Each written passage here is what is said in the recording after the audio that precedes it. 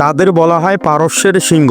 হাজার হাজার বছরের ইতিহাস আর ঐতিহ্যে গড়া এক জাতি, যারা মার খেতে পারে কিন্তু মাথা নিচু করে না।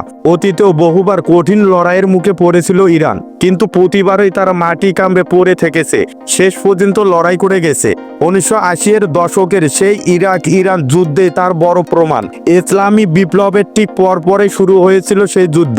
ইরাকের পেছনে তখন ছিল মধ্যপ্রাচ্যের প্রভাবশালী দেশগুলো, এমনকি পশ্চিমা বিশ্বের সমর্থনও ছিল সাদ্দাম হোসেনের পাশে। তবুও ইরান পিছু হটেনি।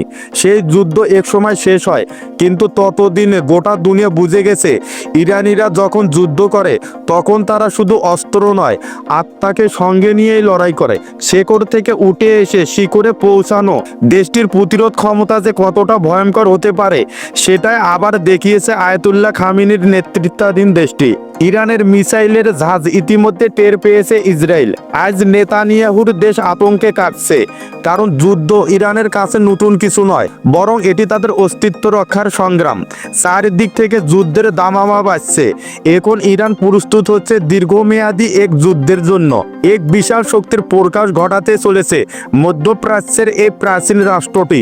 1980 সালে ইরাক সীমান্ত পেরিয়ে ঢুকে পড়ে ইরানে। একের পর এক বোমা, ক্ষেপণাস্ত্র হামলা চলতে থাকে ইরানের বিমান ঘাঁটি লক্ষ্য করে, কিন্তু তেহরানও চুপ ছিল না। গড়ে তোলে শক্তিশালী প্রতিরোধ। মূলত সীমান্ত বিরোধ থেকে শুরু হয়েছিল যুদ্ধ, কিন্তু সেটা গড়িয়ে যায় এক নির্মম প্রাণঘাতী সংঘাতে। সেই সময় সদ্য ঘটে যাওয়া ইসলামী বিপ্লবের দুর্বল পরিস্থিতিকে কাজে লাগাতে চেয়েছিল ইরাক। পূর্ব ঘোষণা ছাড়াই আক্রমণে নামে তারা, কিন্তু সেই চেষ্টা বেশি দিন টিকল না। 1982 সালের জুন মাসে ইরান আবার নিজের দখলকৃত ভূখণ্ড পুনরুদ্ধার করে। এরপরও 6 বছর যুদ্ধ থামেনি। ক্ষয়ক্ষতি, প্রাণহানি কিছুই দমাতে পারেনি তেহরানকে। জাতিসংঘের হাজারো অনুরোধ, মধ্যস্থতা সব পেছনে ফেলে 1988 সাল পর্যন্ত যুদ্ধ চালিয়ে গিয়েছিল ইরান। আর তখনই বিশ্ব বুঝে গিয়েছিল ইরান হার মানে না। একটানা 8 বছর ধরে তারা লড়াই চালিয়ে গিয়েছিল। সেই অভিজ্ঞতা আর মানসিকতা নিয়ে এবারও সামনে এগিয়ে যাচ্ছে তারা। এবার পার্থক্য একটাই, এখনকার ইরান আগের চেয়ে অনেক বেশি শক্তিশালী, অনেক বেশি প্রস্তুত। তাদের সামরিক ভান্ডারে আছে হাজার হাজার মিসাইল, আধুনিক প্রযুক্তি। এই কারণে ইসরায়েল চায় ইরানকে নেতৃত্বহীন করে দিতে। পশ্চিমাদের নিয়ে গভীর ষড়যন্ত্রে মেতে উঠেছে তারা।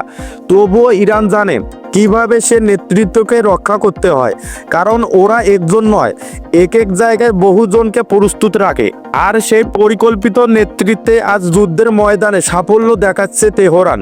বিশ্বজুড়ে এখন অপেক্ষা, হয়তো আরো বড় সংঘাত সামনে আসতে চলেছে। আর সেই লড়াইয়ে বিজয়ের পতাকা কে তুলে আনবে তা নিয়ে কেউ সন্দিহান নয়। মুসলিম বিশ্ব বিশ্বাস করে ইরানই ছিনিয়ে আনতে পারে সেই বিজয়।